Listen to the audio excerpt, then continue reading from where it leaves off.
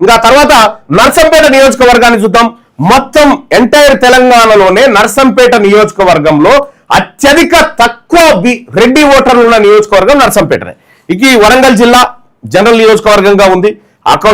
Assembly constituency number 103. ఇక్కడ లెక్కలు ఒకసారి చూసుకుంటే, ఈ భౌగోళిక స్వరూపాన్ని ఒకసారి చూసుకుంటే నర్సంపేట, చెన్నారావుపేట, నెక్కొండ, ఖానాపురం, నల్లబెల్లి, ఆ తర్వాత దుగ్గొండి, ఇట్లా ఈ వరంగల్ జిల్లాకు సంబంధించినటువంటి ఏది నియోజకవర్గం పాత వరంగల్ జిల్లాకు సంబంధించి ఓటర్ల సంఖ్యాబలాలు ఒక్కసారి చూద్దాం.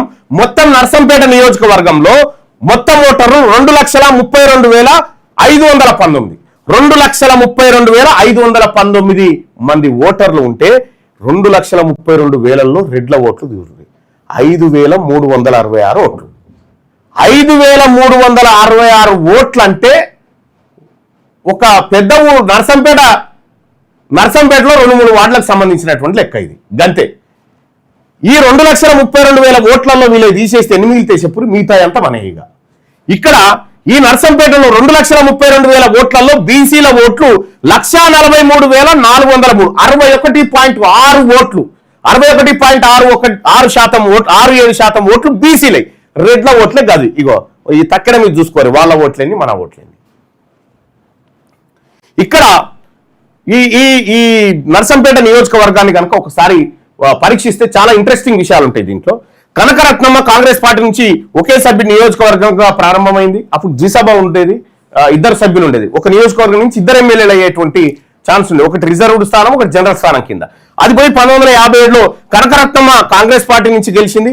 62లో అర్ధన్పల్లి వెంకటేశ్వరరావు సిపిఐ నుంచి గెలిస్తే 67లో కేఎస్ రెడ్డి ఆయన కాంగ్రెస్ పార్టీ నుంచి విజయం సాధించిండు. 5 సార్లు వరుస విజయం. ఇది మద్దికాయల ఓంకార్. మద్దికాయల ఓంకార్ ఎవరు? 1972, 78, 83, 85, 89 5 సార్లు వరుసగా విజయం సాధించి 6వసారి జస్ట్ 100-200 ఓట్ల తేడాతో ఓడిపోయి రాజకీయాల నుంచి వెళ్ళిపోయాడు. ఈ బలమైన బీసీ నాయకుడు మద్దికాయల ఓంకార్ ఎవరంటే సాకలి ఐలమ్మ. ఎవడైతే రామచంద్రారెడ్డి అనేటువంటి వాడుండేగా భూమిని ఏది ఆమె పంట ఎత్తుకపోవడానికి వచ్చినటువంటి విష్ణు రామచంద్రారెడ్డి సంబంధించినటువంటి గూండాలను ఎదిరించారు కదా. సాకలి ఐలమ్మకు అండగా నిలబడ్డటువంటి దళంలో మద్దికాయల ఓంకార్ ముందు వరుసలో ఉన్న బీసీ నాయకుడు. మద్దికాయల ఓంకార్ మున్నూరు కాపు సామాజిక వర్గానికి సంబంధించినటువంటి నాయకుడు. ఈయన పుట్టింది సూర్యాపేట జిల్లాలో, సూర్యాపేట ఏరియాలో పుట్టిండు. ఈ సూర్యాపేట తాలూకాలో పుట్టి ప్రజలకు సేవ చేయడం కోసం దళాలుగా ఏర్పడి అక్కడ పోయి 5 సార్లు 1989 నాటికి కూడా ఆయన విజయం సాధించాడు. ఆ తర్వాత రెడ్ల కుట్రలు కుతంత్రాలు ఎట్లా జరిగినా మనం చూసుకోవచ్చు. 5 సార్లు వరుస విజయాలు. సిపిఎం పార్టీతో 72, 78, 83 3 సార్లు సిపిఎం పార్టీతో గెలిస్తే, ఈ రెడ్లంతా కుట్ర సిపిఎం పార్టీ నుంచి టికెట్ ఇవ్వకుండా చేస్తే ఇండిపెండెంట్ గా గెలిచాడు. మళ్ళా 2 సార్లు వరుసగా ఇండిపెండెంట్ గా గెలిచి తిరుగులేని ఆధిపత్యాన్ని సాధించాడు. ఎన్టీ రామారావు ఊపు ఎట్లుండే 83లో ఆయన ఊపులో కూడా ఆయన ఉన్నన్ని రోజులు అక్కడ అడుగు కూడా పెట్టనియరు వీళ్ళని. మద్దికాయల ఓంకార్ ఒకే ఒక నాయకుడు నర్సంపేటను బీసీ ఆత్మగౌరవానికి ప్రతీకగా మార్చిన సువర్ణాక్షరాల చరిత్ర మద్దికాయల ఓంకార్. ఇక్కడ ఎన్నికల చరిత్ర చూస్తే మద్దికాయల ఓంకార్ జస్ట్ కొద్ది తేడాతో ఓడిపోయిన తర్వాత 94, 99, 2009 టీడీపీ నుంచి రేవూరి ప్రకాష్ రెడ్డి. మీరు చూడండి, టీడీపీ ఇప్పుడు ఈయన రేవూరి ప్రకాష్ రెడ్డి, ఇప్పుడు కాంగ్రెస్. వీళ్ళు పవర్ ఎక్కడ చేంజ్ అవుతుంటే అక్కడికి వెళ్ళిపోతా ఉంటారు అన్నట్టు రెడ్లు. రేవూరి ప్రకాష్ రెడ్డి. అదే మద్దికాయల ఓంకార్ పవర్ చేంజ్ అయితే పోవుడు కాదు, అవసరమైతే ఇండిపెండెంట్ గా నిలబడి గెలిచినటువంటి బిడ్డ. ఇక్కడ 94, 99, 2009లో టీడీపీ నుంచి రేవూరి ప్రకాష్ రెడ్డి, తర్వాత ఖమ్మంపాటి లక్ష్మారెడ్డి, తర్వాత దొంతి మాధవరెడ్డి, పెద్ది సుదర్శన్ రెడ్డి వీళ్ళు ఉంటే, ఇక తర్వాత ప్రస్తుతం అక్కడ దొంతి మాధవరెడ్డి 2023లో ఇప్పటికీ ఎమ్మెల్యేగా ఉన్నాడు. అంటే 19 మద్దికాయల ఓంకార్ పోయిన తర్వాత రెడ్లు ఆ నియోజకవర్గాన్ని ఎట్లా కైవసం చేసుకున్నారో మనం ఇక్కడ చూడొచ్చు. రెడ్ల ఓట్లు ఎన్ని ఉన్నాయంటే 5,000 ఓట్లు. 5,000 ఓట్లు ఉన్నటువంటి రెడ్లు ఏ స్థాయిలో అక్కడ బీసీలను దెబ్బగొట్టడానికి ప్రయత్నాలు చేసిరో మీరు చూడొచ్చు. ఇక్కడ మరి నాయకత్వం ఎట్లా ఉంది? బీసీ నాయకత్వం అంటే బలమైన బీసీ నాయకత్వం ఇక్కడ మనకు కనిపిస్తుంది.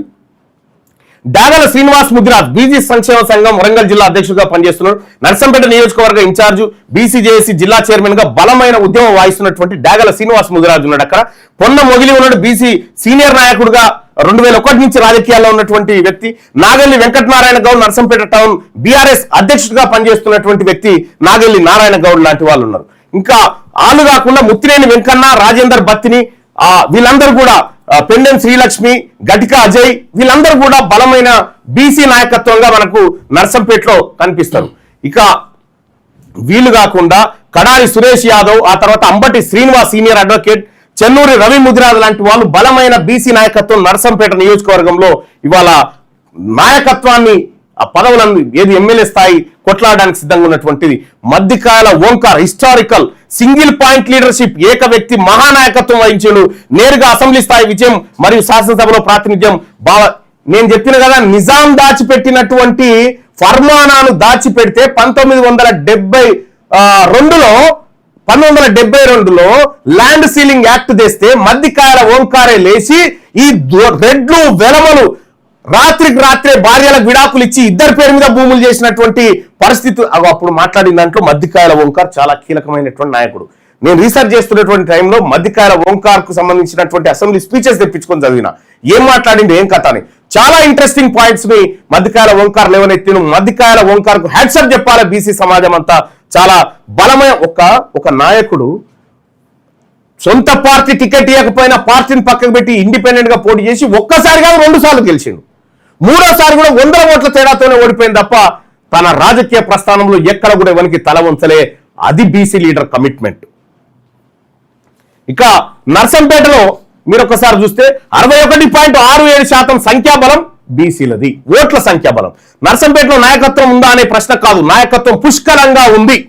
డాగల శ్రీనివాస్ ఉద్యమ పటిమ, పెండెం శ్రీలక్ష్మి సాధించిన అధికార యంత్రాంగం, అంబటి శ్రీనివాస్ మేధోబలం, వీళ్ళందరూ కూడా బలమైన నాయకత్వం అక్కడ ఉంది. వీటన్నిటిని ఒకే వేదికపైకి ఎలా తీసుకురావాలి, మద్దికాయల ఓంకార్ స్థాయి రాజకీయ ఏకీకరణను నేటి కాలానికి తగినట్లు తిరిగి ఎలా నిర్మించాలన్నది మన ముందున్న ఏకైక లక్ష్యం.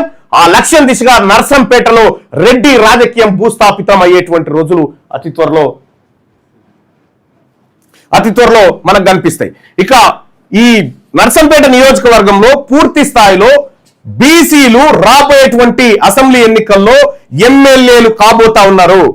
సర్జికల్ స్ట్రైక్ 59లో భాగంగా ఇవాళ తెలంగాణ రాష్ట్రంలో 59 నియోజకవర్గాల్లో తిష్ట వేసి కూర్చున్న కొద్ది మంది కులాలు ఉన్నటువంటి రెడ్లు, వెలమలు, కమ్మల రాజకీయం పైన సర్జికల్ స్ట్రైకే తెలంగాణ రాజ్యాధికార పార్టీ తీర్మానంగా నేను చేస్తున్నటువంటి పోరాటం.